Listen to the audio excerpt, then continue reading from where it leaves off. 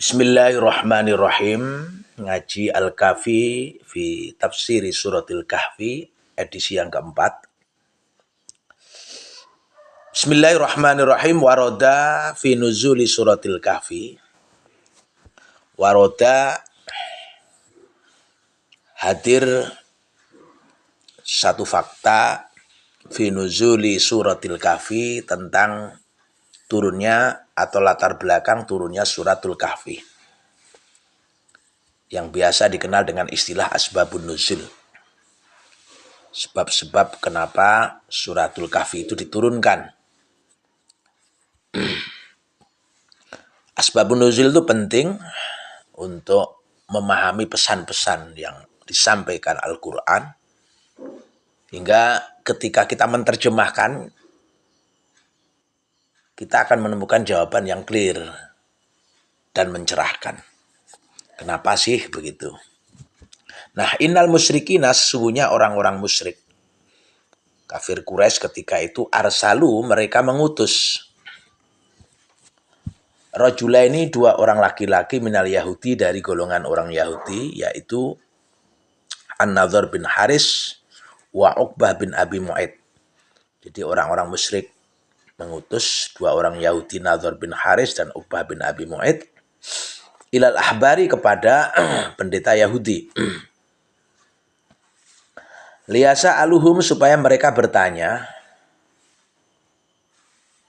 kepada para ahbar, pendeta itu, an ro'ihim, tentang pendapat mereka, para ahbar, para pendeta itu, fi dakwati Muhammadin, tentang misi dakwah Muhammad sallallahu alaihi wasallam. Fakana, maka muncullah raddul ahbari,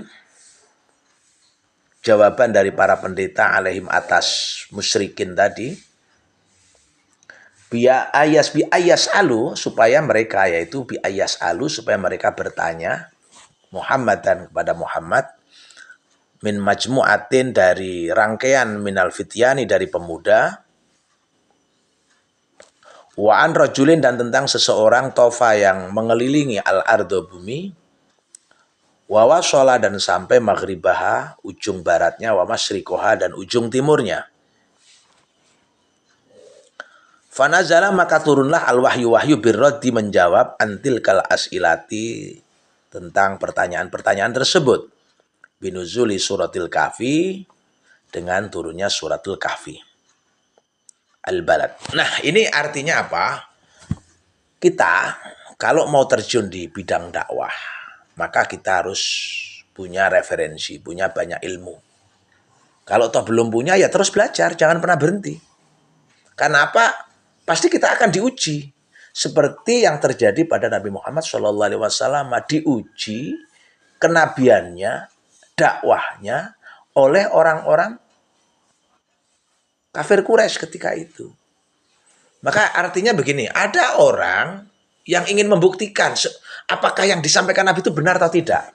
Maka mereka mengutus dua orang kepada pendeta Yahudi. Nah, pendeta Yahudi itu kemudian balik mengajukan satu pertanyaan. Kalau kamu ingin menjawab pertanyaan apakah yang disampaikan Muhammad itu benar atau tidak, ajukan pertanyaan tentang fityan wa an rajulin tafal ard, tentang cerita atau kisah daripada pemuda-pemuda terdahulu yang kemudian dikenal Kahfi, itu Ashabul Kahfi, dan tentang Dzulqarnain yang tofa al-ardha wa wasal maghrib masyriqah. Jadi ashab apa itu suratul Kahfi itu turun, ya, menjawab asumsi orang-orang kafir Quraisy, Muhammad ini benar enggak sih? Maka dengan turunnya surat Kahfi itu terjawab bahwa Muhammad itu benar. Karena mampu menyampaikan fakta-fakta, berita-berita masa lalu tentang kisah-kisah Ashabul Kahfi, Dzulqarnain, dan seterusnya itu. Nah, jadi pesan terkirim dari asbabun nuzul ini, maka setiap pendakwah itu jangan lupa belajar. Terus belajar menggali ilmu pengetahuan. Supaya di dalam memotret masyarakat, memotret dakwah, menyampaikan ilmu, dia tidak ditertawakan. Apalagi sekarang ada media sosial, ada internet. Kalau kita nggak punya ilmu, kita kalah dengan internet, bagaimana? Nah, begitulah tentang daripada Asbabun Nuzul Suratul Kahfi ini. Terima kasih. Assalamualaikum warahmatullahi wabarakatuh.